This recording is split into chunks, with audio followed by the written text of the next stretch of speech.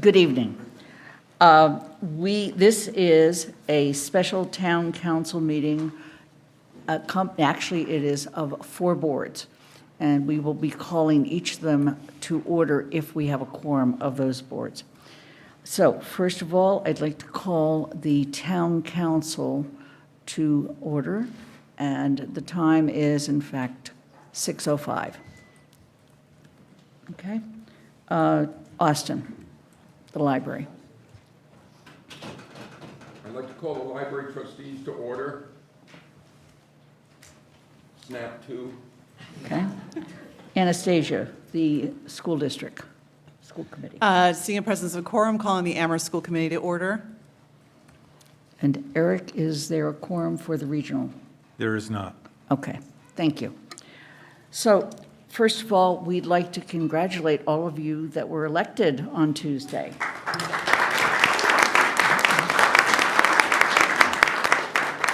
Some of you are reelected, and we add to you Ben Harrington, who is now elected to the school committee.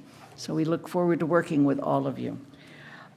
Welcome. This is the beginning of the budget process.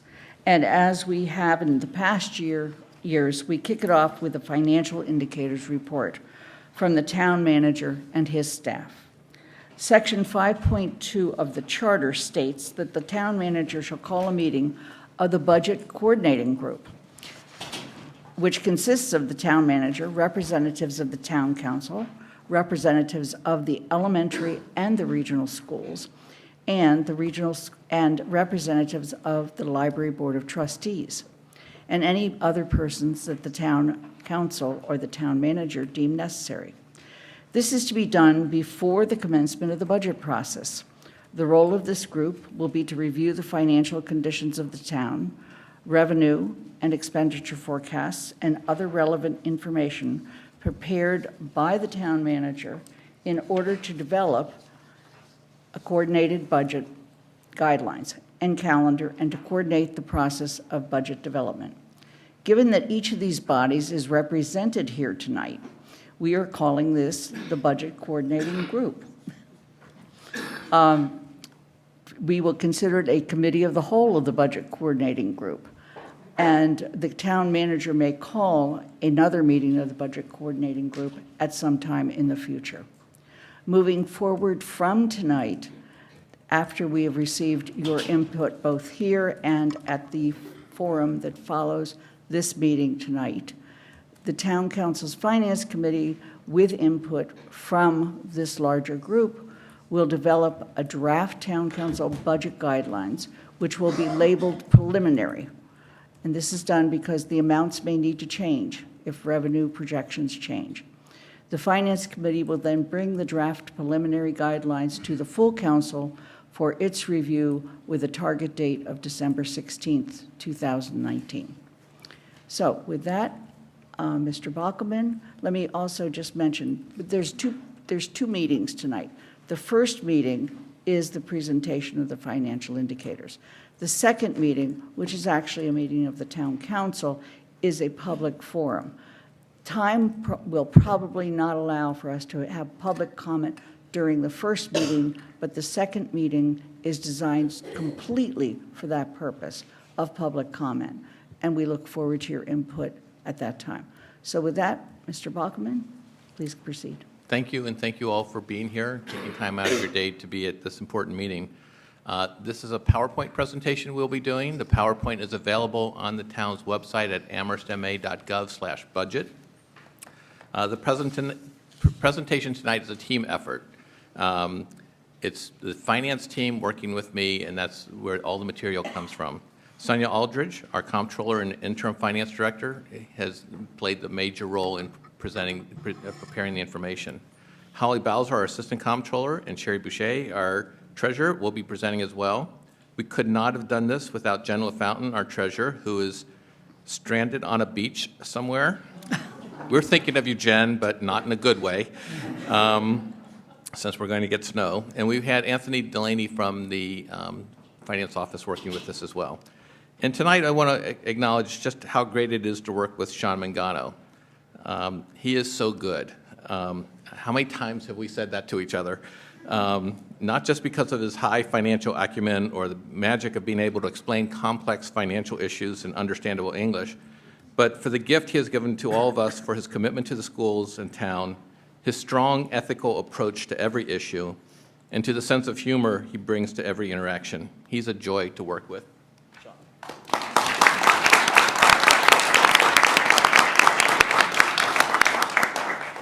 So this is a process that's unusual in most communities, but it's a tradition in Amherst. It's where all the elected officials get together and start to, at the beginning of the budget process, share information about what the town's finances look like. And now it's been enshrined in the town charter. The Charter Commission put it in so that it's required for us to do something like this. And it's an important meeting because it's our staff's opportunity to share the financial information with you, the elected decision makers of the town. So the agenda tonight is we have a 10-year financial trend monitoring report. This is something we've been doing for years. We'll go through the current fiscal year, a quick snapshot of the prior fiscal year, and what we're looking forward to in FY21. These are the key takeaways from tonight's presentation. First, we have excellent financial management, and we're in very strong financial condition. We have excellent financial systems, mostly driven by the great work being done in the treasurer's office, the collector's office, the accounting office, and the assessor's office. We have strong working relationships, especially with our colleagues at the library and the schools, and that has worked out very well for us because there's high communication with all those entities, which makes working together a lot easier when you have lots of communication. And we have a team approach to problem solving. That's the air conditioning going on. And the town has not had any kind of calamitous growth or drop off. It's had slow, steady growth. So we also have important accomplishments that we've had that I want to recognize. One has been health insurance, and I'll talk about that a little bit later. We've had the transition to the council manager form of government, which is nearing its first anniversary, and there will be a State of the Town presentation on December 2nd at the middle school. And we've worked on, continued to grow our reserves and reduced our debt obligations. So the major challenges that we see at this moment in time, and we're very early in the budget process, is that we have no idea what state aid is going to be for next year. They're still working on the budget for this year. So we are still, we're projecting 0 for state aid, so we don't know where that's going to be. Clearly, there is a need for capital investment. That's going to take a lot of conversations during the course of the year. And we also want to be totally cognizant and identify frequently the pressure on taxpayers for what it takes to live in the town and pay their tax bills.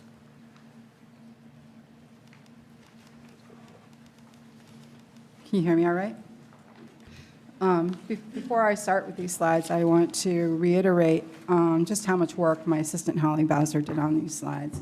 If it wasn't for her, we wouldn't be sitting here showing these indicator reports. In the absence of our budget analyst, it's been a lot of work, and she's done an outstanding job.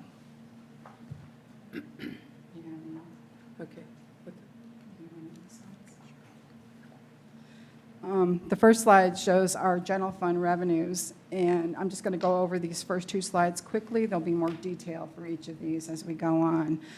This shows our 4 revenue groups, categories that we have, and the largest is property tax at 66%. I should read my notes. The second is state aid at 20%. And local receipts are at 9%. Many of these are economically driven, such as building permits and motor vehicle excise tax. In the slower economy, these tend to trend down. Other financing sources at 5% are ambulance receipts, indirect costs from enterprise funds, and occasionally votes from reserves or overlay surplus. On the expense side, you'll see that town and elementary schools are equal at 29% of our operating cost. The region assessment is 20%. Jones Library, we're at 2%. Capital is 6%. And miscellaneous at 8%, which includes retirement, OPEB, and regional lockup fees. The unappropriated uses are at 6%, and this includes the cherry sheet charges and provisions for abatements and exemptions, which is also known as overlay. Okay, the next chart shows property tax revenue as uncollected taxes as a pretend, oh, Your mic is not on. sorry, Thank you. it's on. Tax revenue. Get the right. I'm just nervous. This shows uncollected taxes as a percentage of net property tax levy. Am I in the wrong one? Sorry. Here, take mine. Okay, sorry. This shows property tax revenue both in actual and constant dollars, adjusted for inflation. As you can see, our tax revenue does increase each year by 2.5%. However, in constant dollars, you can see that it's not keeping up with inflation. A decline in tax revenue is considered a warning indicator. So uncollected taxes as a percentage of the net property tax levy, rating agencies consider collection rates of 5 to 8% to be a warning indicator. This slide shows our collection rates over the last 10 years to be very favorable. The outlier years of 2017 and 2019 is timing on payments from one multi-parcel owner. Even so, we are well below the 5% warning indicator. If paid on time, the percentages would have been 1.166% for FY17 and 1.41% for FY19. This shows state aid in actual and constant dollars. We see here that even though state aid has been increasing, when we adjust for inflation, it's actually less. A reduction in state aid would be considered a warning indicator, especially if reserves were low. It's important to have adequate reserves to buy us time to react to state aid cuts. What you don't see on this slide is that in fiscal year '08, our state aid peaked at $16.9 million. We are just now catching up.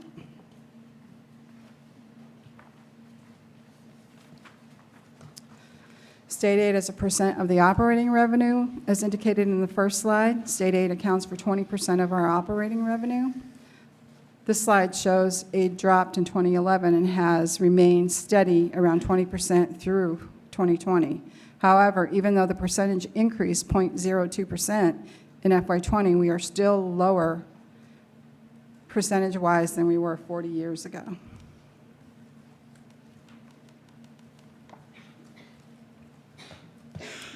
State aid history. This shows us the amount of state aid that is available to appropriate. You see the cherry sheet receipts, which is in red, and our charges in green. The purple line is our net state aid, or what's available for appropriation. Even though our state aid receipts have grown slightly, our assessments have increased as well, mainly choice and charter. Net state aid has remained level for the past 7 years. So this shows it's not keeping up with inflation either.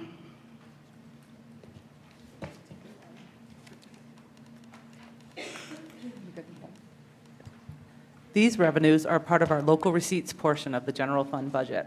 These revenues are not necessarily controlled or capped by the state, like property taxes and state aid are, but these types of revenues you would expect to do better in a good economy. This chart only includes building-related fees and permits, motor vehicle excise tax, new growth, meals tax, and hotel tax. Typically, during a good economy, people will build a new home or make improvements to their home. They'll go out and buy a new car, they'll go out to eat, they'll take vacations.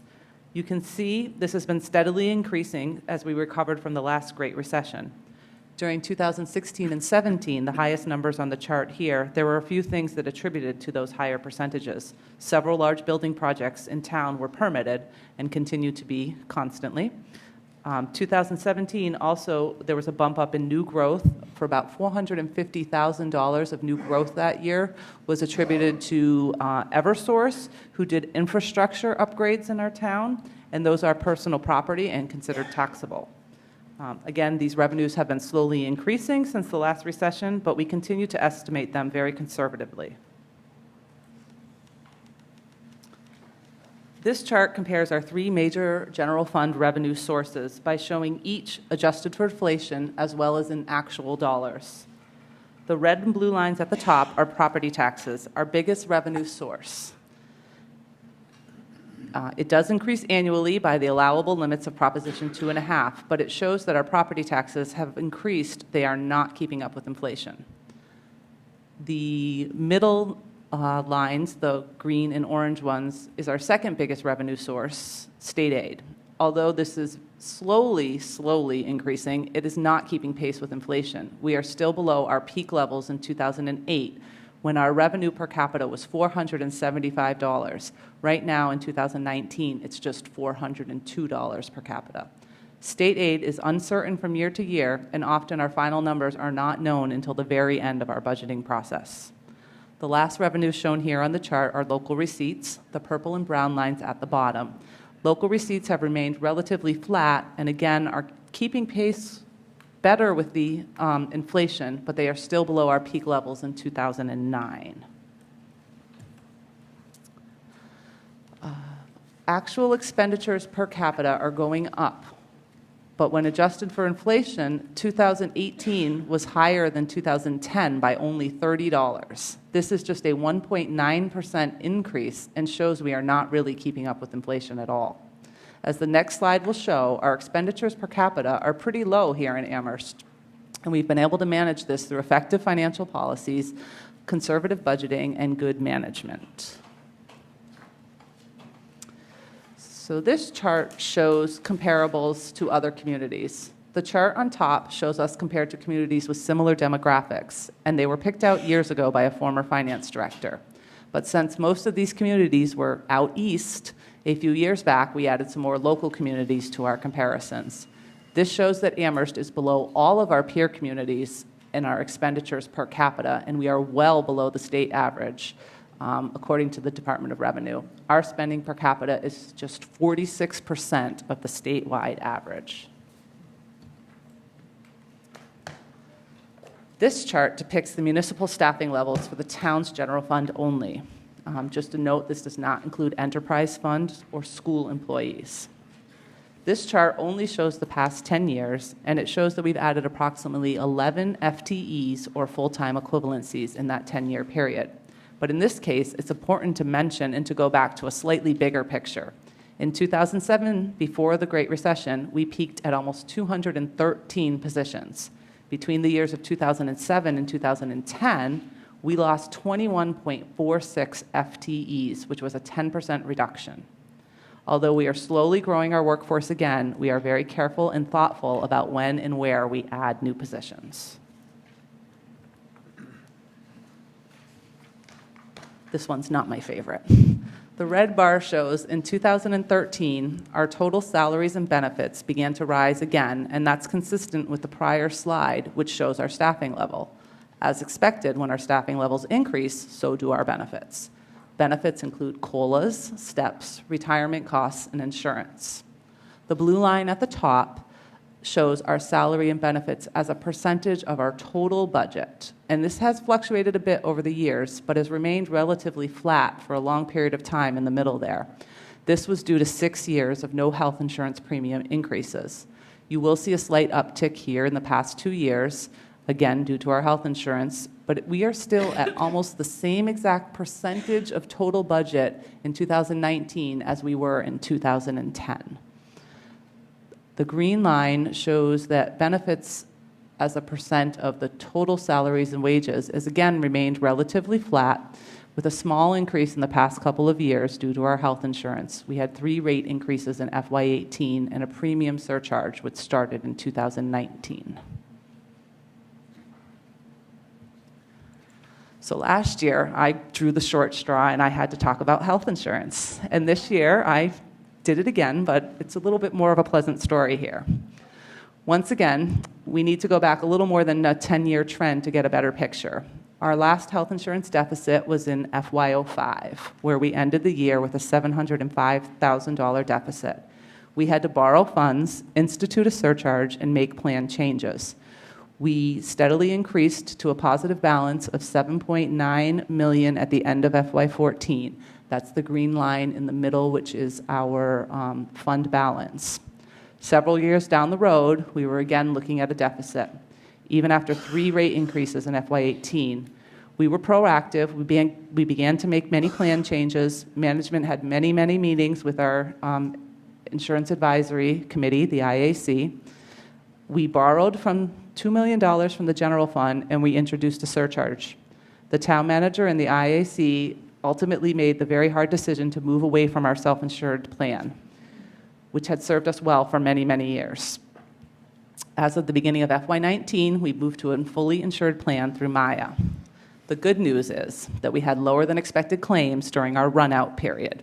We received money back from our stop-loss policy, and we have already stopped the surcharge and repaid the general fund.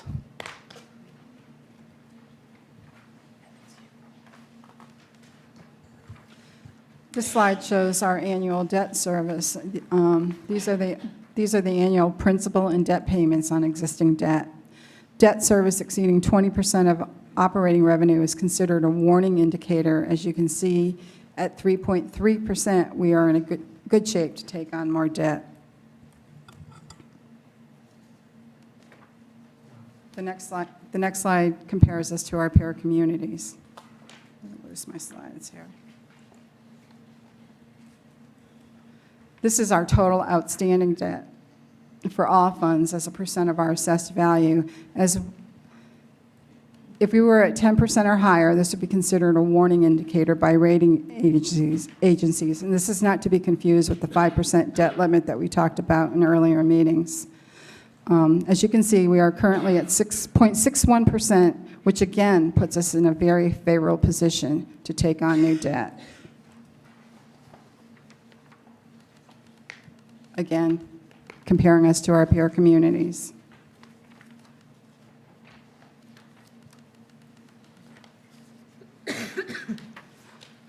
This is a good slide and a good story. As of July 1, 2019, our reserves are at 19.7%. Our current financial policy goals recommend we keep our reserves between 5 and 15% of operating revenue, which is between the red and green line on the screen. As you can see, we've been successful keeping within the goal since 2006. What's not on the screen is prior to 2006, our reserves dropped off substantially due to economic downturns. From 2006 to 11, we leveled off, and we've been slowly climbing since. We reached our goal of 15% in FY17 and continued to increase our reserves. We did this deliberately for investment in the 4 major building projects.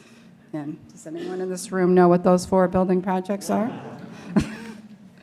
Having good reserves provide the town with greater flexibility, such as buying time to react to any loss of revenue, including state aid cuts, provide funds for unforeseen emergencies. It is looked on very favorably by bond rating agencies, resulting in rate upgrades to get better interest rates. Again, this is comparing us to our peer communities, and as Holly pointed out, this is the screen where you want to be way to the left.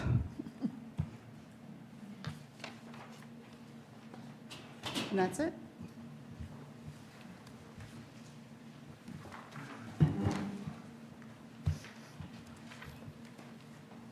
So we threw a lot of slides at you and information, and a lot of them, you say, why did you use that metric or this metric?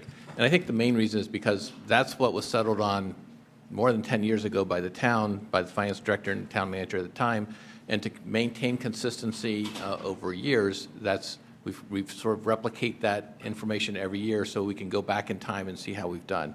And as Sonia often would say, well, the real story is, because she can go back in 20 years and tell you how this has happened. And I think one of the messages that she mentioned was things weren't always good. There were times not that long ago where there were deficits, the state was cutting back on state aid, And when you hear people concerned about the reserves of the town, there's a reason for it, and it's being conservative on our fiscal policy is really important. So for just a quick look at FY19, so we had a larger than normal net on FY19, but there's a simple, that's the 5 million, the 5%. There's a simple reason for that. The Health Insurance Trust, as Holly mentioned, repaid the town's coffers the $2 million it borrowed. Other revenue sources were solid and some growth in license and permits due to an active construction market. In terms of expenses, our expenses were about $1 million below what had been budgeted, so that got returned to the town. This is on par with previous years. This year, the savings were focused on health insurance with a low 0.6, that's less than 1% increase. I don't expect that this year. Our insurers don't expect us to have less than a 1% increase in health insurance. I'm not sure anybody will. So we have to be prepared for a much larger increase than that. Staff turnover typically leads to a short-term savings as new people are hired at lower steps than the departing experienced person. We always want to be bringing in more money than expected and spending less than projected. That's the recipe for a balanced budget and strong reserves. We continue to deliver on that thanks to strong fiscal oversight and a lot of cooperation from our department heads. So if you were to take a snapshot of the town's finances, we look really good, and we should all be proud of that. The bond rating agencies agree. Good management, good stewardship of the town's resources, it's not an accident. It requires purposeful decisions made to maintain our financial health.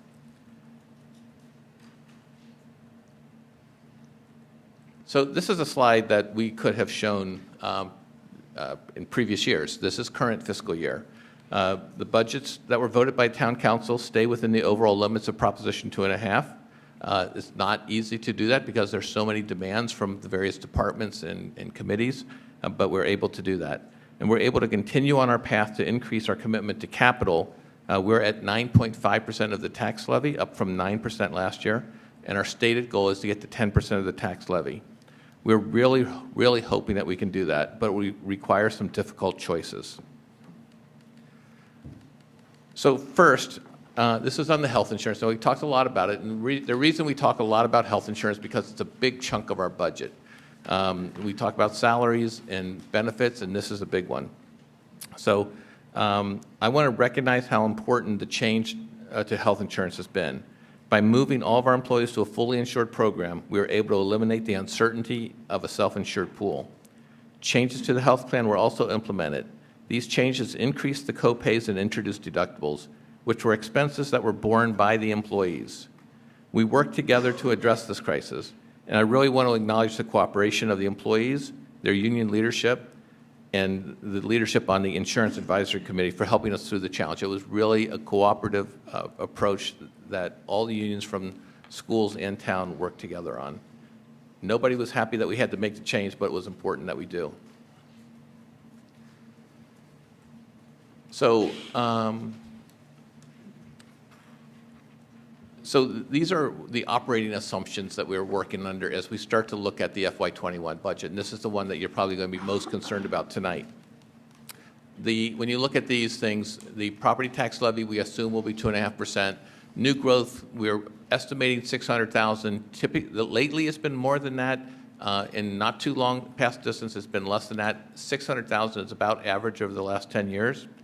And then we are 0% for state aid because we just don't know what the state is going to do. So right now, the number that's plugged in is 0. Local receipts, we're projecting minimal growth. We will again attempt to not use any reserves for recurring expenditures and won't be asking for an override. Operating override, thank you. For expenditures, right now, we're sort of thinking on health insurance, an estimated increase of 5 to 6% for the budgets. I'm not sure which number we put into the spreadsheet, but it's one of those two. I think we did 6% just to be conservative. These health insurance costs have to be absorbed by the budgets that are in existence. So the library has to absorb their health insurance increase. The schools have to absorb their health insurance. The town departments have to absorb their health insurance increases within the 2.5% increase we have. Collective bargaining agreements, there's one school collective bargaining agreement that's not settled for FY21, and there's one town collective bargaining agreement that's not settled for FY21. And non-union employees, that decision usually doesn't get made till later in the fiscal year. Retirement assessments, we estimate an increase in it, but we won't know that for some time yet. And again, we are putting in the increase in capital investment up 0.5% so we can reach our goal.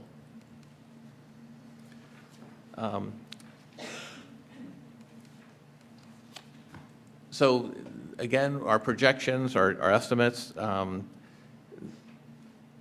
that 2.5% for each of the entities, and that's what we're put in our projections at this moment in time. 10% for capital, retirement at 7%, and we are really diligent about contributing funds to our OPEB, which is other post-employment benefits, which is basically health insurance for retirees. We have an outstanding liability there. By continuing to put a bit of money into that, it will take us decades to knock it down, but ratings agencies like that you have a plan to move forward and that you're making an effort to meet that obligation. So the bottom line, I mentioned that the budgets have to include the expected health insurance and contractual salary increases. We know most of the salary increases for the contracts. Expected health insurance and contractual salary increases may consume the entire 2.5% of money that is given to each of the entities. New positions or additional operating increase must be accommodated within proposed budgets, or new revenue sources must be found. As a challenge to meet level services with these types of conservative projections. When you look at the three entities, and I break these down to town, schools, and library, because those are the three boards who are here, we all have facilities needs, and not just the major capital projects. For the town, we're still struggling with the loss of the $600,000 in ambulance fees we collected from the town of Hadley. This is a reduction of about 20% of our runs, and about 1,000 runs a year. This loss was covered last year because of the negligible increase in health insurance, but that loss is going to be there again, and we need to accommodate it. The strong labor market has made it hard to recruit good employees, especially those jobs that require licensure. We're seeing a lot of turnover in any job that has a license in it. They get attracted by private sector people, mostly in water, wastewater, things like that. And you know that there's a demand and documented need for additional staff at the fire department. The schools have major unknowns in out-of-district costs for special education, charter school payments, unresolved regional assessment formula, and state and federal grant programs. The library also faces its facility needs. Staffing costs to address health insurance, and for the library especially, the increase in the minimum wage is going to have a big impact because they have a large number of employees who are at the minimum wage or impacted when the minimum wage goes up. There's a sort of a ripple effect that goes up the scale. And their interaction, and the trustees I know and the director have been struggling and working very hard to match up their budget with the endowment that they're managing.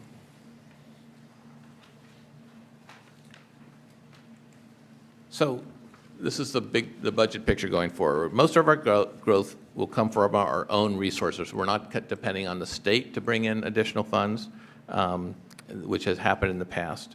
If the economy stays strong and the real estate market stays strong, we will have additional new growth with the expanded tax base.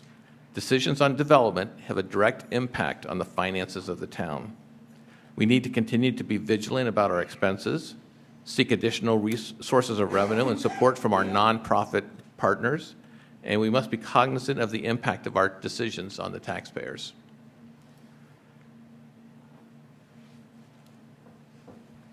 So, I think I know this.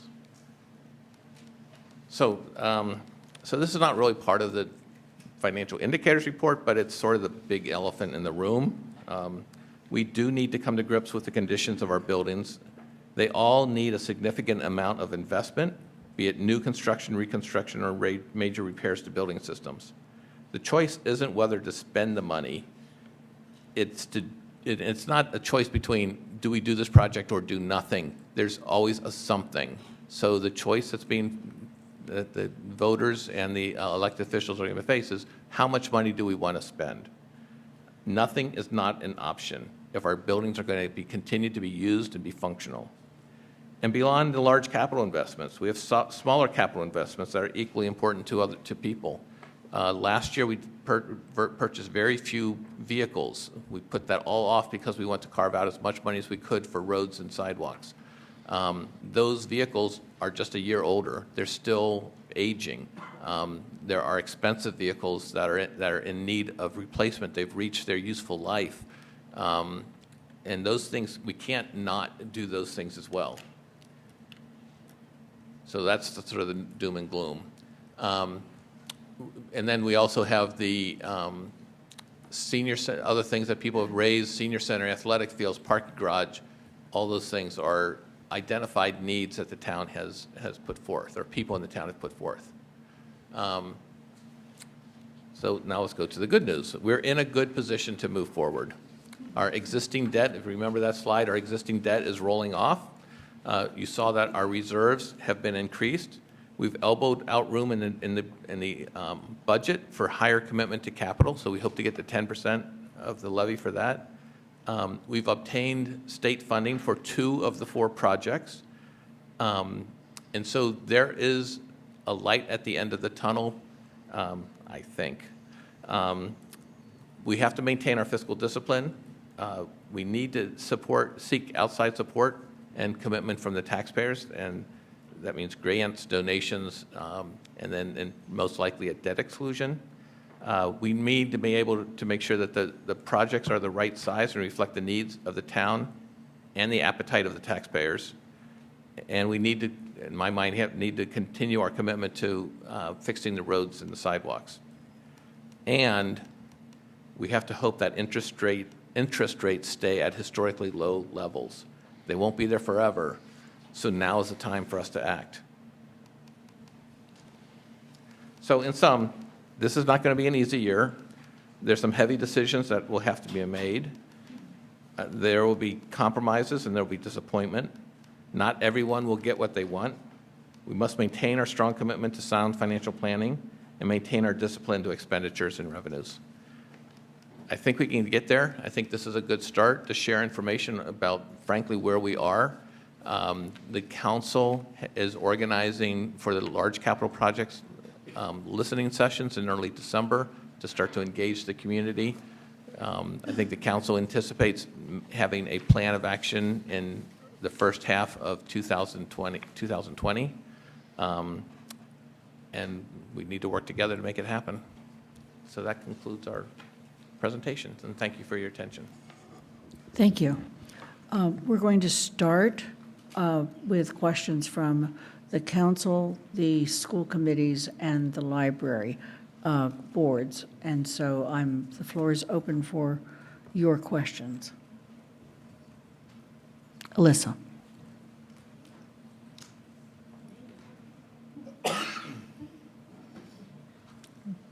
Could you tell us a little bit of a story about how, with the library and with LSSC, with both of them having had people who need to come up to minimum wage, and you talked a little bit about that compression, but how is it not regressive that we are requiring them to cover within the same percentage as other departments to do that, to bring us up to where we say people need to be?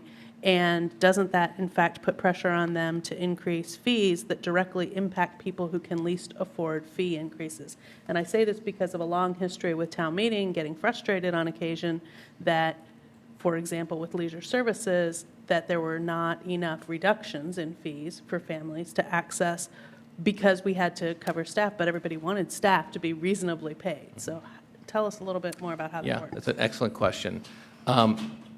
We have not really, this is the beginning of the budget process. We are meeting with the Personnel Board next week, I think, to talk about part-time wages for employees. If we can do it, we have a couple methods to do it. We'd like to get to $15 an hour as quickly as possible and to accelerate that.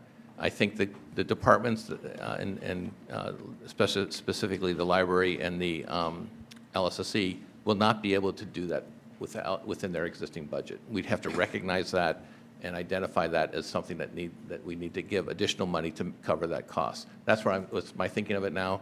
I mean, it's very early. We're looking at, I just got a spreadsheet with estimates on it today about how the impact would be on different departments. So I haven't made any decisions, and we haven't had all the conversations, even with library director and LSC director, so I'm probably saying something that's news to her, so I apologize for that, Sharon. But it's something that we feel is important. You know, the way minimum wage is going up like 50 cents or 75 cents a year, and our sense is we should just get to 15. It's not that simple because there's a ripple effect across the entire wage scale. So we have to look at how it affects hundreds of employees and make sure that everyone is held harmless and that they're all being treated fairly. So it's a fairly complex discussion. We spent a lot of times, looked at a lot of different iterations on how to do that. But it is, I mentioned it in the presentation because I think it's going to be one of the priorities that we have to address this year. Additional questions? Yes, Pat? I'm thinking about the library right now. There are part-time employees who are kept at, I believe, 19 hours, so that they don't receive benefits. I feel very strongly that that needs to be addressed, along with minimum wage. Have you thought about that, or what kinds of reflections are going on? Mm-hmm. So, I mean, the library the director can speak for herself on this, but so part-time employees, regularly scheduled part-time employees do receive benefits like time off. What they don't receive under law is you don't qualify for health insurance until you work 20 hours a week. That's a very large expense for a part-time employee, and so most employers, many employers, I won't say most, and public employers who are subject to this law, if you have a part-time employee, you tend to not want to offer health insurance because it means that you will have to lay off other people to accommodate that. Entities can say we want to offer, raise them up, and that's a decision that departments make as they see fit. I want to recognize and ask whether the director of the library, Sharon Sherry, would like to come up.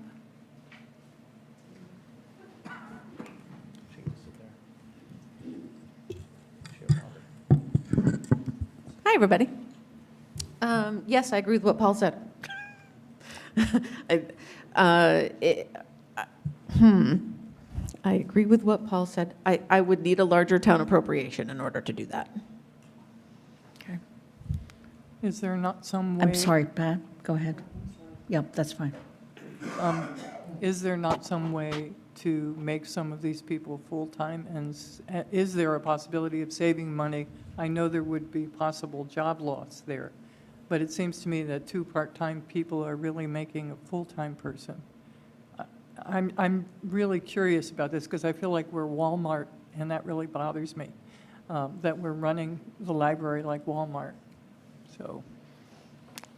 It's the same answer that in order to take on the 30% of a full-time salary, I'm already short by $90,000 that I have to turn over to the town. The town is not funding all of the library salaries. So I'm $90,000 short, and if you wanted to take our part-timers, and it takes 3 part-timers to turn into 1 full-timer, and if you wanted to do that, you certainly could, but I couldn't afford it right now. Dorothy? This is a mathematical question to which I don't have the answer, but I know in Massachusetts we have a form of health care which is available to people of limited income, which I assume would be available to part-time library people, but I don't really know how that impacts their budgets, how low the fees can be, how much it would cost. Do you know that?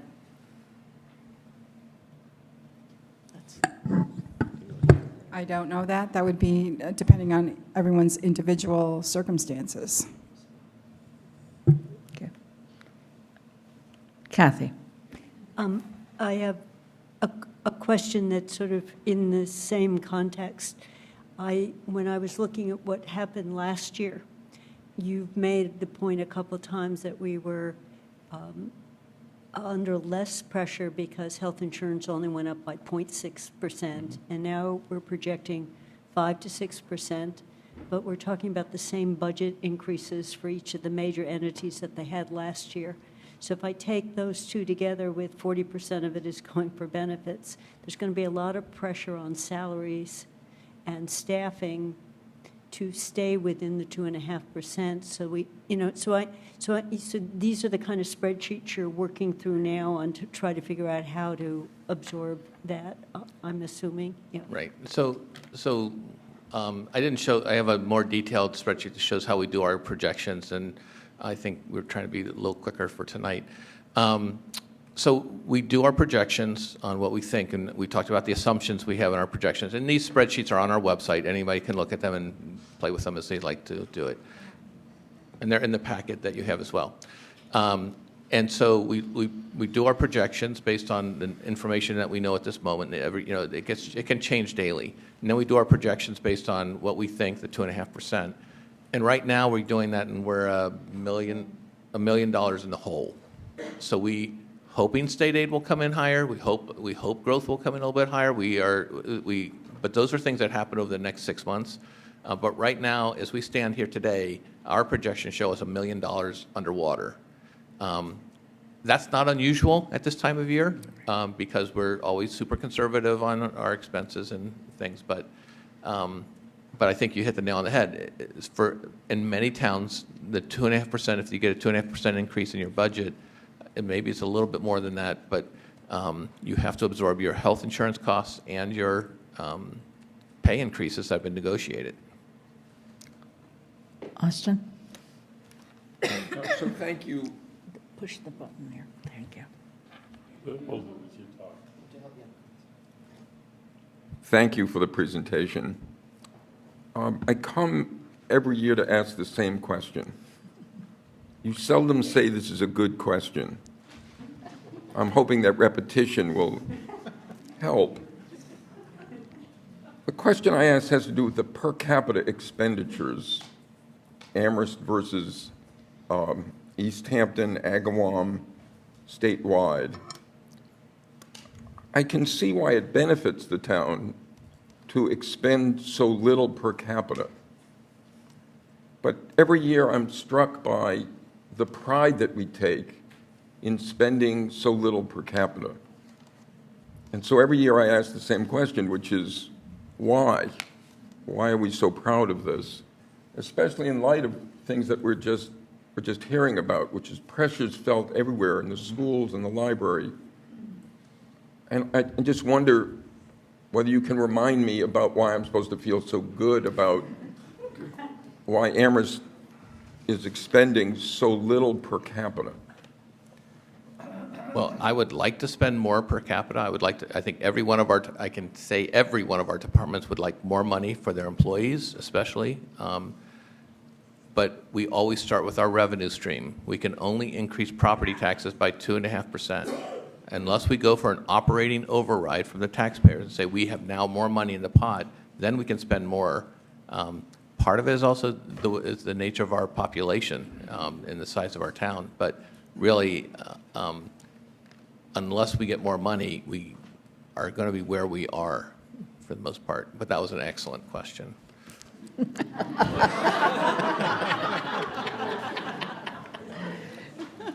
And I want to praise you for the consistency of your responses year in and year out. Are there additional questions? Yes. I'm sorry. Go ahead. I just was wondering if you could delve just a little more deeply into what was meant by sustainable development in the strategies column on that one slide. Mm-hmm. I think that bringing new growth, meaning new buildings, into the town is a good thing, but we don't want to overwhelm our departments. I mean, in terms of managing them, building department, things like that. And I think that we want to be able to bring in the types of development that we think benefit the town.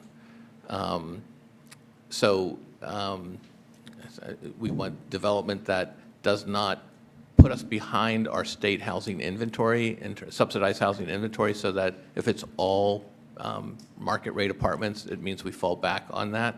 We want development that's going to maintain or sustain our current affordable housing ratio to our market rate housing. So one of the things we will be talking about, I think, and there's a lot of conversation about improving the inclusionary zoning bylaw. How do we create more affordable housing in the town?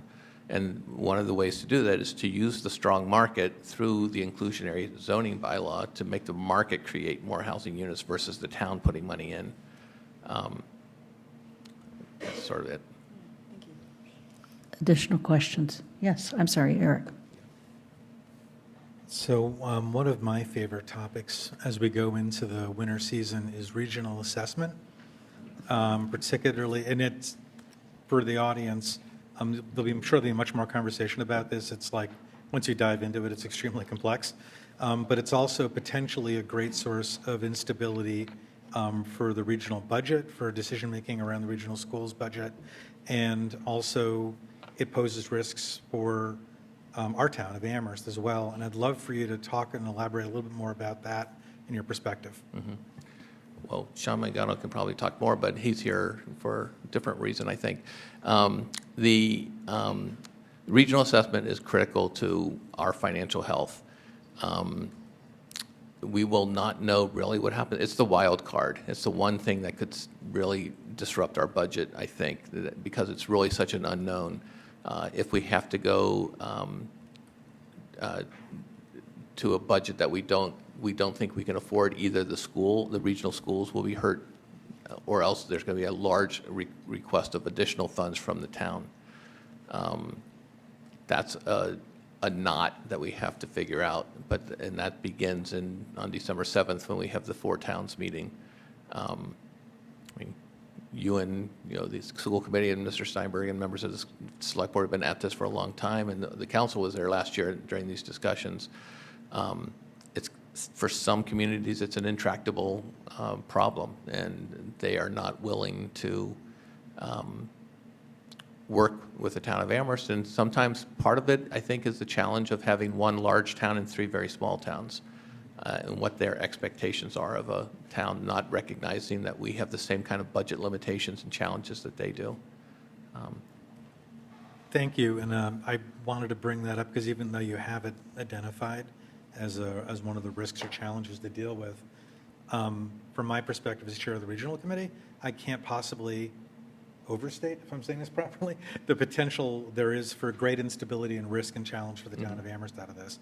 It's coming up December 7th, as you say, and this is likely to be a significant problem. Yeah. And just if I can follow up, Holly whispered in my ear on another thing on sustainable. When we think about new development, go back to that, we also want to look at our infrastructure, like water, sewer, roads, if we can support it without adding capacity, not with being required to add capacity to our infrastructure. Dorothy? There was a statement about the charter school / choice, how the two different things impact the school funding. Is there any idea how they that you could share with us about how they balance out or don't balance out?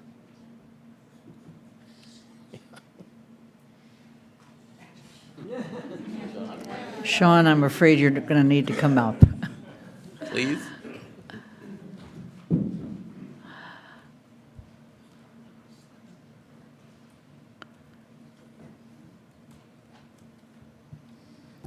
Can you just clarify that question for me? Well, it costs the school system money when students go to the charter school. But if other students from other towns choice in, then the town gets some additional funding. Does that balance, or how do the two relate? Okay. So, so when a student goes to a charter school, the cost is a function of our per pupil cost. So it's around $18,000 to $19,000, maybe a little bit more. For choice, students can choice into our school district, or students can choice out of our school district, and that's more of an apples to apples comparison than the charter school. So if a student choices in, it's $5,000 that comes into our schools. If a student choices out, it's $5,000 that goes out. And for quite a number of years, we consistently have way more students that choice in than choice out. So in terms of it balancing out around school choice, there's an inflow of money to the school district. Pat? This is a question about firehouse staffing. You mentioned yourself that that is an issue that we need to address. Is a plan being developed, given where we are in terms of budgets, to staff the firehouse over a period of time, to go for grants and things like that? And if there is a plan, how do we, what benchmarks would there be for us to evaluate whether it's being implemented? Sure. So 2 years ago, we did a fire staffing study, and that called for additional firefighters. They recommended that they be staffed at the time when the need was the greatest, which is during the day, during the week. And most of us think that the busy times are weekends or weeknights, or weekends and weekend nights. But in fact, these evidence show that it was mostly during the day, and I think the chief has said repeatedly that the growth is coming not from students, but from the general population of the town. After that study was done, and in fact in my FY18 budget, I had, as if money became available, the hiring of 2 firefighters. That's in that budget. Then, subsequent to that, Hadley withdrew and chose a different company to provide its ambulance services. Hadley accounted for about 20% or 1,000 calls a year, and that reduced the number of calls that that the firefighters, paramedics had to respond to, and really the volume of calls is really around the EMS service. That's really where the volume of calls is. We have a very busy department. There's no doubt about that. And I think anybody, and this is for the next session, but I have comments about that, but anybody, the last 8 days have been remarkable. 3 major conflagrations plus a chemical situation. And I think anybody who's interacted with our firefighters will tell you that they're the best of the best. And I believe that too. I go to scenes and I listen to the radio and I hear the volume that they have. We need to reduce it into what the numbers look like. And so we are seeking to update the calls based on a year's worth of data without Hadley. I don't think that this Hadley solves any problems. It might give us a little respite for a short time, but it gives us the time to solve to fix the problem. So I think we will take a very serious look. It's a highly important thing for us to look at critically this year. But we're going to be looking at all kinds of things. It's sort of all hands on deck for this. We need to look at our revenue stream coming from the services. We need to look at how much support we're getting from our nonprofit partners for the work that they do at specifically the university. We need to look at a sustainable method with the university about helping to support our efforts in the town, not just at fire, but in a lot of different areas. And we need to look at how we're delivering a service as well. I think, I've been really frank that I think that we have to be serious about looking at how the services that we provide, can we afford all the services that we provide? Do we have the right model?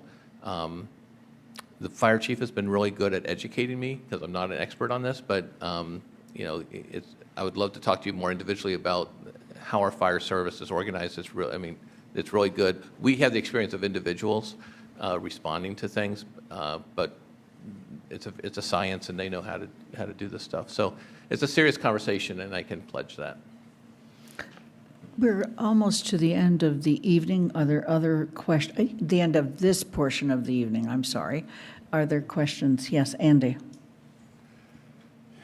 Yeah, I was trying to look at the longer range, and I guess that I just want to share my thought about this and see if you have a reaction to it. But when I look at the spreadsheet that you provide, and the spreadsheet adds 4 years of future beyond, and you're projecting $1 million deficit for this year, but for each of the subsequent years, the deficit grows that is shown at the bottom of that chart. So, an obvious lesson is that as we look for adjustments, we need to be very cautious about what we're doing. And I add to that that sometime over that 5-year period, this recession that we keep saying is possibly around the corner, becomes more likely to occur.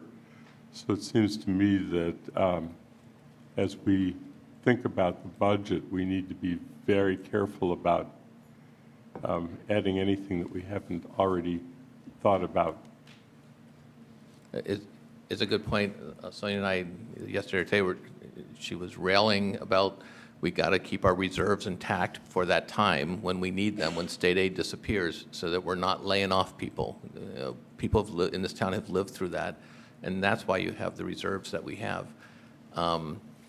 So it's very real, and I think that's part of the sustainable supporting enough staff, but that we can deliver the services that the residents expect. The residents expect high-level services, quality education, immediate response when there is an emergency, and that's our mission to deliver that.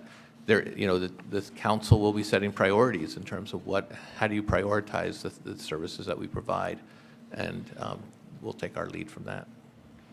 Lisa. Following up on that, that Thank was you. one of the things we'd talk about at the end of these meetings typically in the past, is that before the council was here, which is we would talk about the fact that the finance committee in those days would set up guidelines, and you've reflected those numbers, and the select board at that time would also set out budget policy guidelines. And I'm well aware that the charter talks about coordinated budget guidelines, but aside from that, the actual town council, I'm presuming, is going to come up with some sort of budget policy guidelines, perhaps similar, perhaps not, to what the select board wrote in past years, which is why you so kindly included it in the packet at my request. But just to give people a sense of, all these people in the audience and that are watching this tape, when do you, what's our timeline in terms of doing that? Because, of course, our budget cycle is different than it used to be. Back in the olden days, too, we have a little more time, but obviously a lot of planning is happening throughout the year. So what's our thought on that? As stated earlier, but a good time to reiterate and also to close out this part of the meeting.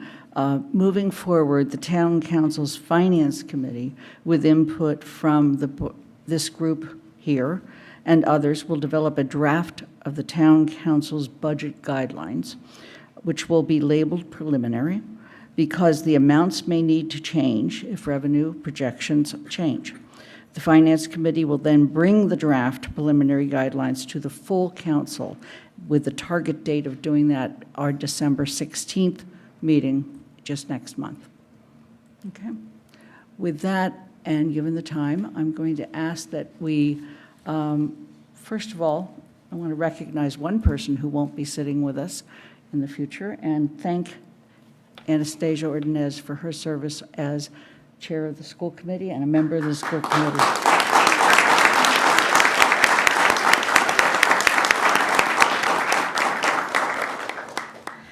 So with that, I'm going to ask Anastasia to adjourn the school committee. Can I get a motion? Move to adjourn. Thank you. Can I get a second? Mr. Demling has it. All those in favor of adjourning the school committee? We are adjourned. Thank you. Austin? Motion to adjourn?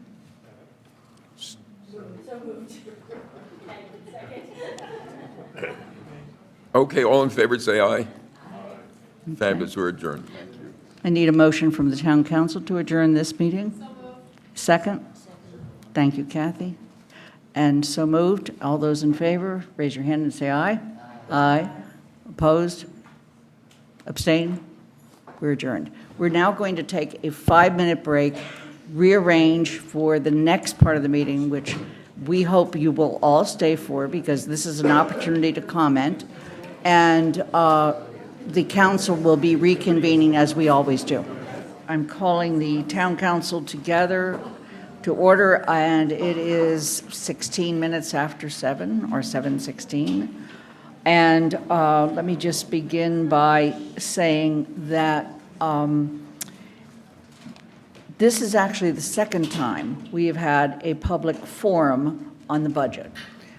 The charter requires that it be no later than March 15th. And the town manager submits his budget to the council on May 1st. But we decided that really the opportune time for the public to have input into things you would like to see addressed in the budget is as we begin the process, not when it's already cooked.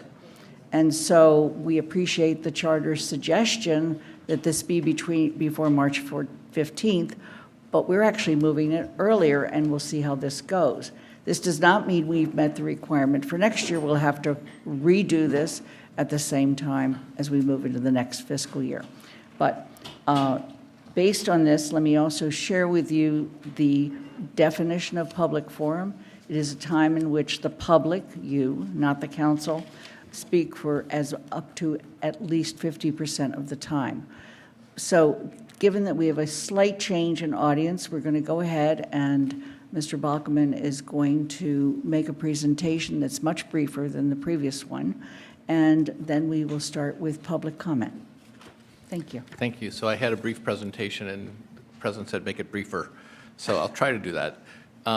So a lot of things I talked about last time we're going to touch on here, but if I've already talked about it, I'll cut through it.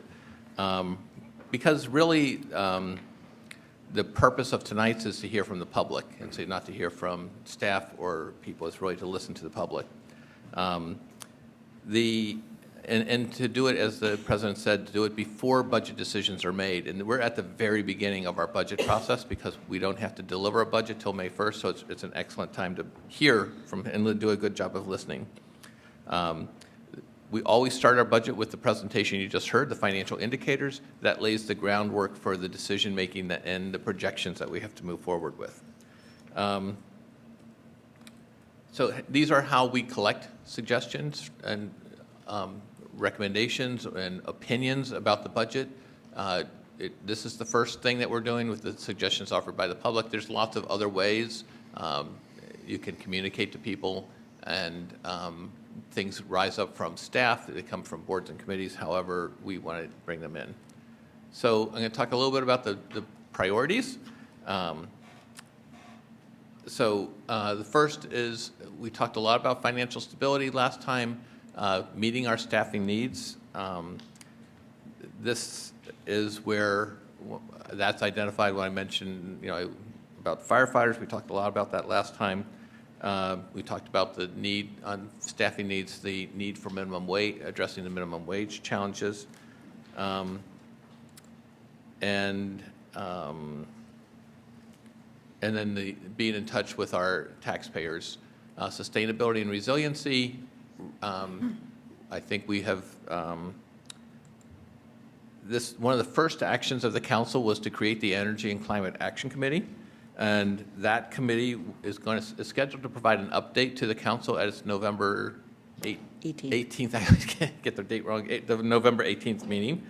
And I think with the formation of that committee, especially it being one of the first actions of the council, that was sort of stated clearly and unequivocally that this was a high priority for the town, that addressing the need for climate change and developing buildings that are more energy efficient was something that was a high value. It's also something where I think we, as a town, need to pivot and make a more aggressive embrace of sustainability. I think the council has led the way on this, and moving that through the ranks of our decision makers in terms of on our staff is going to be our project. We talked a little bit about the importance of planning of the master plan. It's important because where development happens of what looks like are large questions that need careful thought and community involvement. We also need new investment and rejuvenation of our downtown. The downtown is a center and life of our community, working with our business and nonprofit partners and securing non-tax funding. I think we can improve our downtown and make it more inviting. That's something that town residents and visitors will appreciate. And this is sort of building community is sort of a catch-all thing where we want to talk about making more places for people to interact, parks and playgrounds. We have a new director of senior services who's bringing a lot of energy in thinking about ourselves as an age-friendly place. That includes making our sidewalks easier to walk on so people can be out. We have an active, engaged senior population and people choosing to live here in their retirement years, and we can do a better job, I think, of engaging folks like that. Priorities, the 4 projects that we've talked about, elementary schools, DPW headquarters, fire headquarters, Jones Library, roads, sidewalks,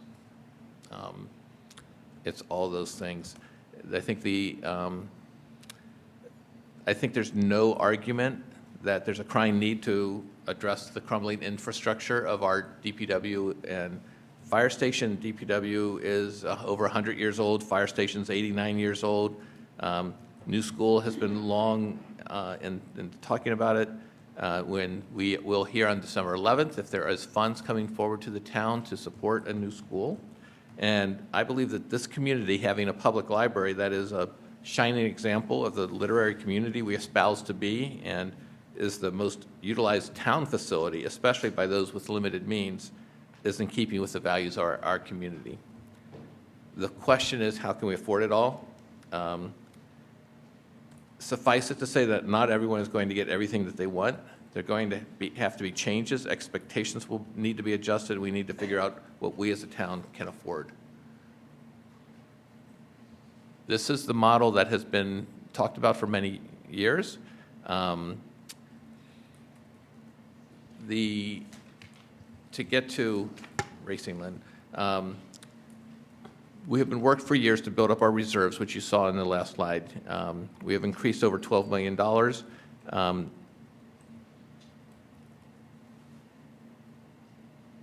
So FY19, as Holly mentioned, is a little deceiving because that's where we had borrowed $2 million from free cash to pay the health insurance trust. But since that time, the employees and the town and the entities, so the insurance trust had employees at the town of Pelham, the town of Amherst, and the Amherst Regional Public School System. Those communities and those entities all repaid the free cash back. The second is the elbowing out room for, in terms of moving up our commitment to capital. In this slide, you can see in the darker, I'm colorblind, so I'm just going to say darker. You can see the debt rolling off over time. You can see our commitment to capital growing as we move that forward. And fourth, we have a strong bond rating. Bond ratings are important because it's sort of like your FICO score. It tells you what interest rate people are willing to lend you money at. The better your bond rating, the lower your interest you have to pay. And we have a good bond rating. I think we'll be working to make it better when we go out to the market again. And then I mentioned last time that we also have historically low interest rates. That's so the time to act is now. We looked at this. Oops. We looked at this last time. You know the pie chart. This is just over time where the money comes from. Main source of revenues is property taxes, state aid, and local receipts. They tend to move in sync.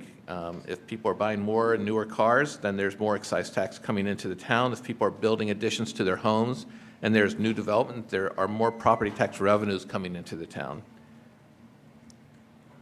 And that shows our new growth where we talked about it being, we're projecting $600,000. You can say just even back in 2014 is under $500,000, and it was pretty consistently under $500,000 for a long time. It's just in the recent 4 years that we've had higher than that growth.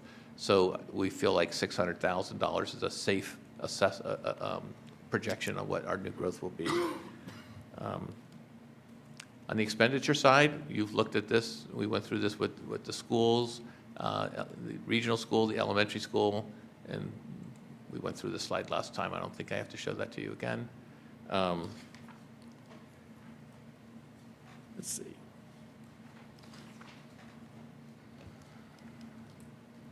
So So this is where we are for FY20.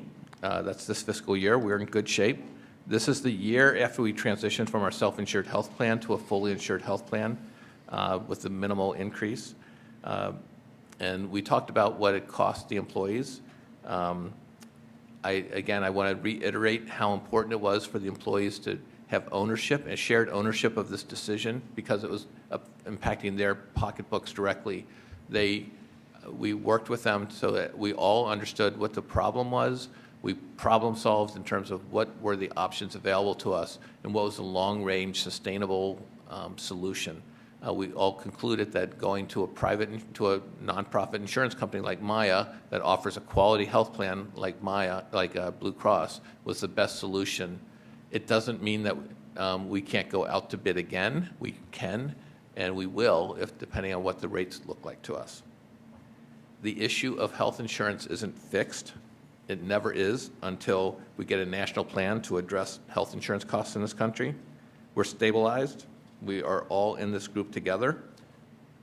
We have two options in the group, PPO and HMO, and we've been aggressive about instituting wellness programs for employees.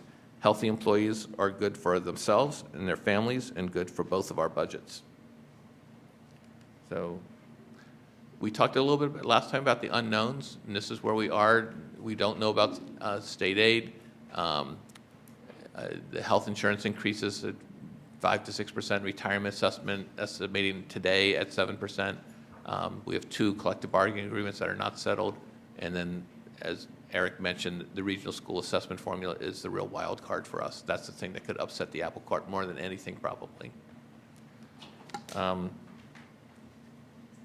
In terms of knowing what our, what we're using for our working assumptions, we went through this, a new growth of 600,000, no increase in state aid.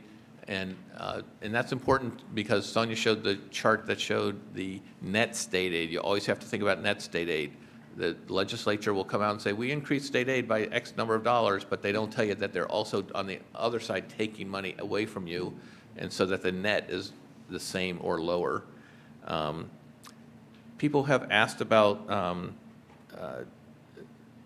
projected payments for recreational medical marijuana.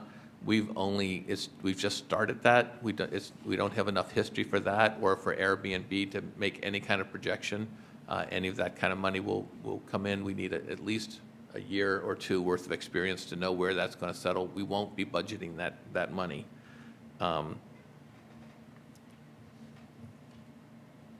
So at this stage, we're making educated guesses, and but our mission is not to use reserves to balance the budget, not to seek an operating override.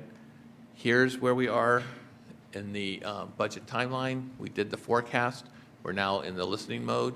Once we move forward during November, December, January, we start meeting with department heads and start working through the budget.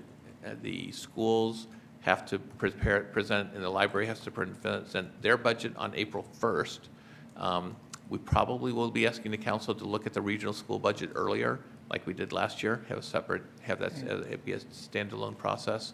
I delivered the budget to you in May, on May 1st. So those are the deadlines. We don't have a lot of dates tagged to some of these things, like when the Finance Committee's public hearing is going to be next May or anything like that. But the deadline for the council to adopt the budget is June 30th. So that's the quick and dirty. Thank you. So one or both of you might want to remain there, since we define public comment as an opportunity to ask questions. And if we have good responses, we will try to provide them. And if we don't, we will just keep going on, and we may clump those together. As we have also done in the past, I'm going to group my request for questions. And so I'm going to start by asking who would like, I also want to point out, I also want to point out that depending on how many people want to speak to an issue will depend on how much time we allow. It will be no more than 3 minutes and no less than 1 minute. But let's start by asking who would like to speak to the issue of the fire department. Okay, please come forward. Sir. And we'll allow 3 minutes at this time.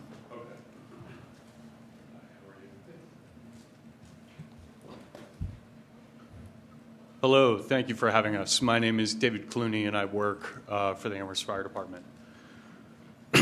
I'm here on behalf of the Firefighters Union, Local 1764, to speak to you about the need for the town to increase funding for an increase in staffing for the fire department in the FY21 budget. Before coming here, I took the opportunity to review the various reports and studies that have been conducted over the years, and I was struck by the fact that our on-duty minimum staffing for the permanent force moved from 6 to 7 in 1992. Our minimum remained 7 during the summer months and the winter break now in 2019, although there have been times even in the last month when our on-duty strength dropped to 6 because we simply do not have enough people. This means that in the past 27 years, the number of studies we have done about how many firefighters we should add to the minimum staffing has exceeded the number we have added to minimum staffing. Think about that. We have done multiple studies, and they all say the same thing. They say that the department is understaffed. The call numbers change from the 1985 study to the 2003 Reorganization Study Committee report to the 2017 Carlson Group study. They go up. Minimum staffing does not go up. All of the studies say that the call volume in the town of Amherst is the issue. And although the loss of Hadley did reduce the call volume to about our 2014, 2015 levels, the trajectory remains the same. The Fire Needs Committee formed in 1981 said this, and they referenced the ISO report from 1966 that said this. The Reorganization Study Committee said this in 2003, and the Carlson Group said it in their report and in their presentation to the town in 2017, that calls within the town of Amherst are the issue. They are the determining factor, as the town manager alluded to earlier. It was a foreseeable problem. It has been identified multiple times over multiple decades, and nothing has been done. Nothing. We bargained in language 2 years ago into our collective bargaining agreement to accommodate the recommendations of the Carlson Group report, but they were never implemented. And in July, I will have been with the permanent force 20 years, and I have never in my entire career seen the level of despondency amongst the staff that we're currently experiencing.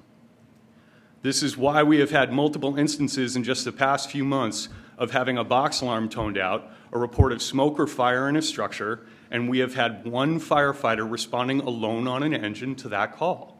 One firefighter. One. It isn't safe. It isn't a safe way to operate. It isn't safe for the firefighter, and it isn't safe for the town. So we are not here to argue about percentage points of call volume change. There is a lot of excellent information available from the studies posted on the town's website and from the local. I encourage all of you to read or reread the studies or to talk to the local or the chiefs of the department about what is happening. Studying problems is a good thing to do, but all of the reports say that we should increase staffing, and we haven't done so. Nothing has been done.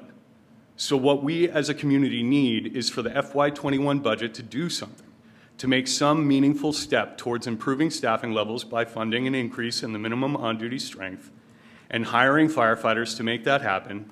And then we need a plan, a real plan, to address this problem in the long term. It is necessary for the public safety now and going into the future. Thank you for the opportunity to speak to the council, and please, please address this. It really is long overdue.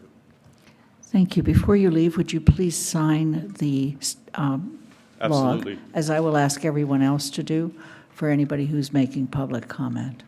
There was another hand up over here, and I'm looking for any other comments on fire at this time. Back there, please. Way back.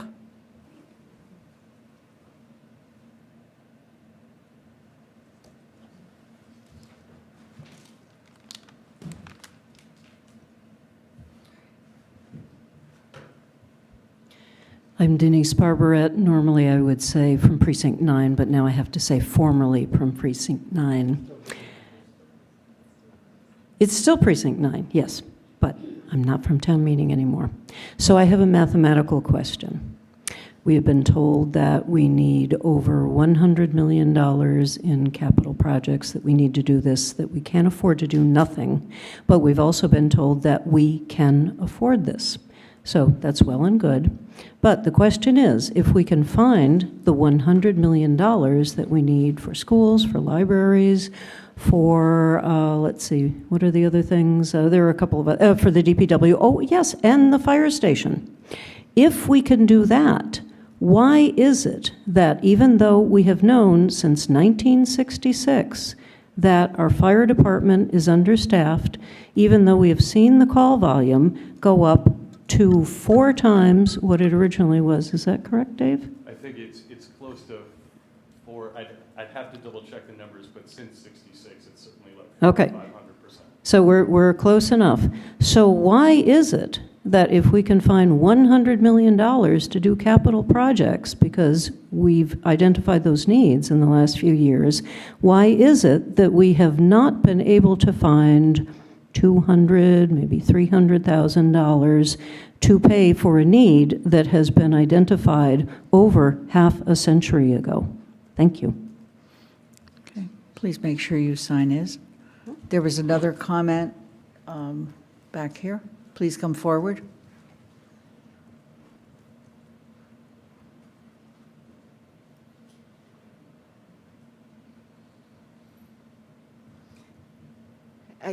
I'm Bonnie McCracken.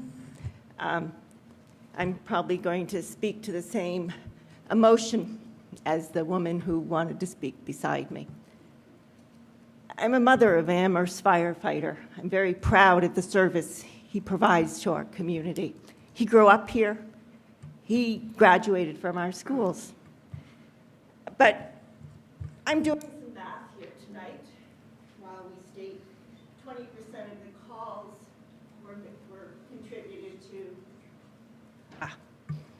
were contributed to Hadley, and we no longer cover Hadley because they have their own service now. The university also increased enrollment by 600 or 700 students, placing these additional students into our community. Had we had 700 other people moving into town, we would have probably increased our emergency services. So the numbers aren't here. So when the university increased enrollment, we should be increasing our emergency services. Friday night, during the fire in my neighborhood at Hampshire Fitness, I listened to the fire scanner. It was frightening. I have to commend our Assistant Fire Chief, Lindsay Scrongram, for handling it. Not only did he have firefighters out there fighting a structure in a densely populated neighborhood, there were 3 ambulances calls that came in to student addresses. I looked them all up. So he had to call in an ambulance from Granby because our firefighters were all fighting the fire and couldn't handle the ambulance calls. He had to bring an ambulance in from Granby under mutual aid for a non-responsive person.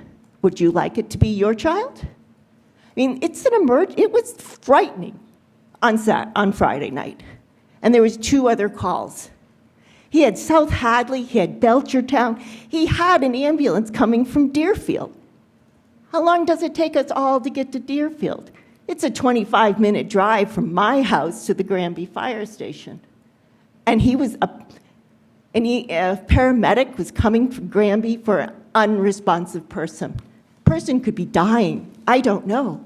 But that's what we were faced with only on Friday night.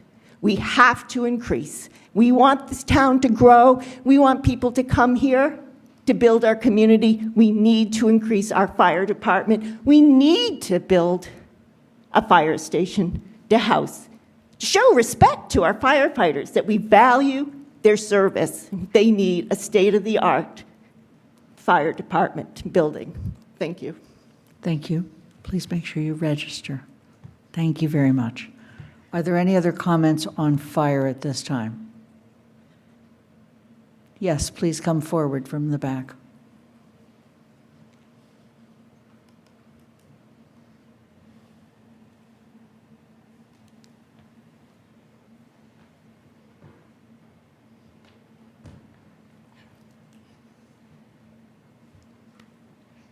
I'm going to be a little emotional.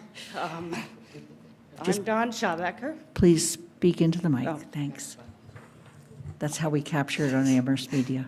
My name's Dawn Schabecker. My father was Walter Hoffman, was on the fire department for over 26 years. He just passed. I'm not here as his voice. He wanted Amherst Fire to grow and be safe. It's not. I sit at home, listen to the scanner. It's scary. I live in Hadley, and I listen to these calls, and it is very, very scary to hear what these men and women are doing. They need to be taken care of. They need a fire station that has everything they need. They need people to watch their back just as much as they're watching yours. You know, it could be any one of you that is calling the ambulance. It could be any one of you or your family calling for a fire in your house. And when Amherst isn't there because they're somewhere else and they're busy, and you have to wait for Northampton or another town to come in, and Northampton's going to take 10 minutes to cross that bridge with full sirens. I've watched it. I grew up in that fire station. I can remember sitting there listening to calls go out as a little girl, and they were busy back then. These men and women need to be taken care of, and they need every support from everybody. So, thank you. Thank you for your comment. We're sorry for your loss. Are there other comments regarding fire?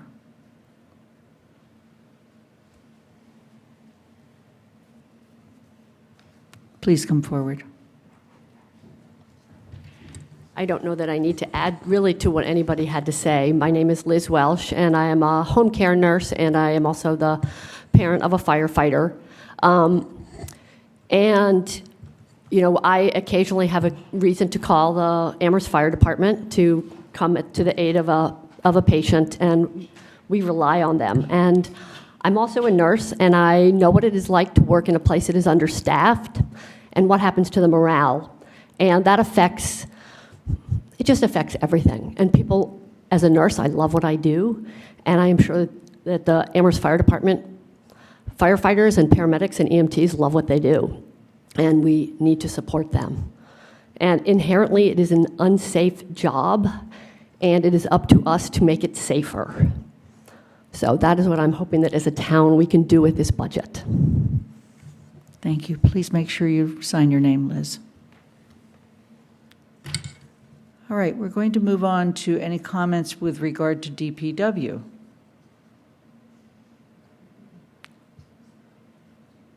Let's hope you know where the plows come from. Any comments regarding the library? Please come forward.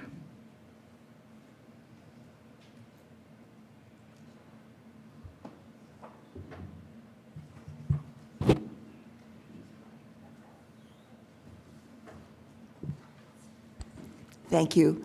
My name is Sarah McKee. I'm a former library trustee, and I would like to talk about the peculiar staffing configuration at the Jones Library. Nearly half of the staff are kept at under 20 hours per week. 20 hours is the magic hours. When you work 20 hours per week, you get medical insurance, you get vacations, you get pension, you get bereavement leave, you get many good things. If you are required to work a maximum of 19.5, God bless you, hours per week, all you get is your hourly pay, and if the library is closed for snow, which we all know happens, and some other things, you don't get paid. This is not fair. It's a long-standing issue. I mean, it antedates my time on the library, which was a decade ago. But it's time to take care of it. And if it requires reconfiguring so that all of the jobs are at least 20 hours per week, I think we should do it. The under 20-hour jobs, there's a lot of turnover in them, just naturally. I'm not going to sit here and try to do the math. I just want to flag that this is unfair, and it is time for Amherst to treat its library people as well as all of its library people as well as they deserve to be treated. And I thank you. Thank you. Please sign in, Sarah. Are there any other comments with regard to the library? Then we're going to move on to the schools. Any comments with regard to the schools at this time? Okay, then any comments with regard to general town services? Please come forward.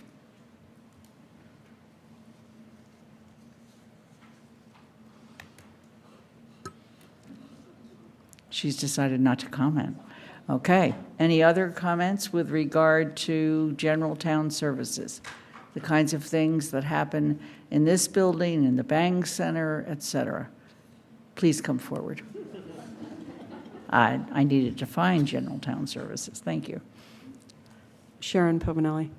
Does this stay on? Okay, great. As a downtown property owner, I just wanted to put a plug in for perhaps thinking about a downtown police officer at night. It used to be 20, 30 years ago, we might get a call, hey, you forgot to lock your back door, which was really helpful. I don't expect the police department to monitor our business like that, but flash forward to 2019, my wife and I came back from seeing a film at the cinema, and there were 3 guys sitting on a stoop, with a large bottle of alcohol. And they were polite enough to move along, but it would be nice to know that there was an officer dedicated to the downtown. Thank you. Please sign in, Sharon. Are there any other comments with regard to police?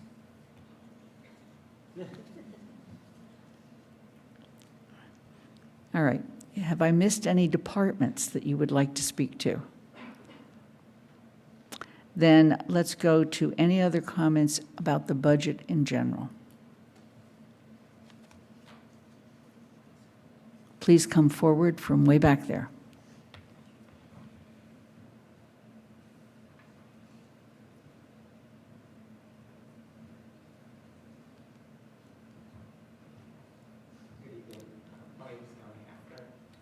Thank you. My name is Don Hafner. I'm a new resident of the town of Amherst. And I have a question about the town's determination of factors such as the university and college presence. And is there a vehicle by which the town determines what impact those institutions have on the services that are attributed to those institutions and how that's calculated in the budget? Okay. Mr. Bockelman. So that is not calculated in the budget. In terms of services, the thing that is calculated is that they are customers using water and sewer services from the town, so they pay for those services, just like you do and anybody else does. That's not a special thing that they do for us. It's what they bought something and they paid for it. The university and Amherst College have their own police forces. Hampshire College does not. It has a security force. So our police respond to Hampshire College, but it usually provides just support, general support for Amherst College. Fire and EMS respond to all the two colleges and the university. They have some sort of EMT first responder response, but it really isn't a true medical response. Like we provide ambulance services and transport services to all three institutions. We monitor those calls are tracked. The university does compensate the town. At certain times of year, they'll pay for a surge shift, which is additional firefighters on duty on certain weekends of the year in the fall and in the spring. It does not account for the regular calls that the town makes to the university and to the student body, and I think it's been stated here previously that as the student body grows, that means there's going to be more calls that are made. It means more transports. One of the challenges for our fire department is that when they have to transport, whether it's someone having a heart attack or someone who's drunk, is that they have to travel all the way to Cooley Dickinson Hospital and they'll come all the way back. It's a long trek. And so that's one of the things that really impacts our ability to service well. It's a fact of life. There's nothing we can do about it. We're not going to move the hospital, but it is one of the factors that comes into play as we start to look at this.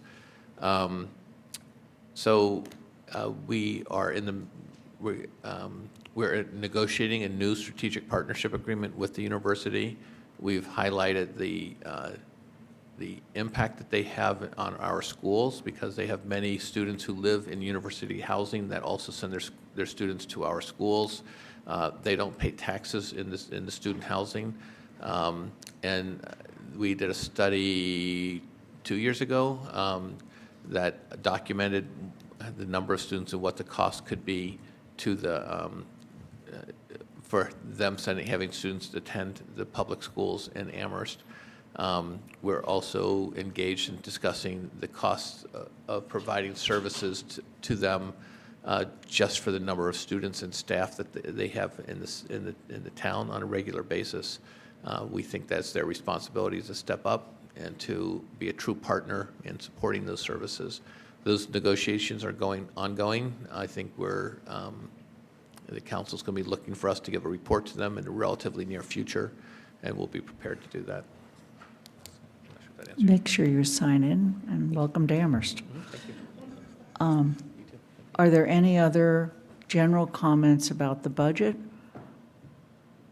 Or any other comments, public comments that people would like to make?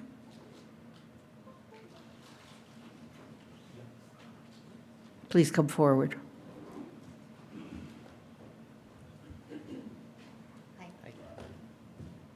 Hi, I'm Judith Williams. I just had a question. Please lean to the mic, please. You can't hear me? I hear myself. In terms of revenues, you talked about property taxes being 66% and other revenues, but are there any business taxes that are included in that figure, or is it, So there is a personal property tax that's for some businesses when they own equipment, like restaurant equipment or something like that, but basically the property tax is the value of the building that the business is in, So there are no business taxes? There's no separate commercial Separate tax. business. Okay, great, thanks. Sorry. That was my They pay the same rate that residents do for the building they own. Are there any other general questions at all? Comments? Well, we have met the letter of the law, which is that we have provided public comment for more than 50% of the time, and so I will entertain a motion to adjourn. Is there a second? And any other comments? All those in favor, raise your hand and say aye. Aye. Opposed? Abstain?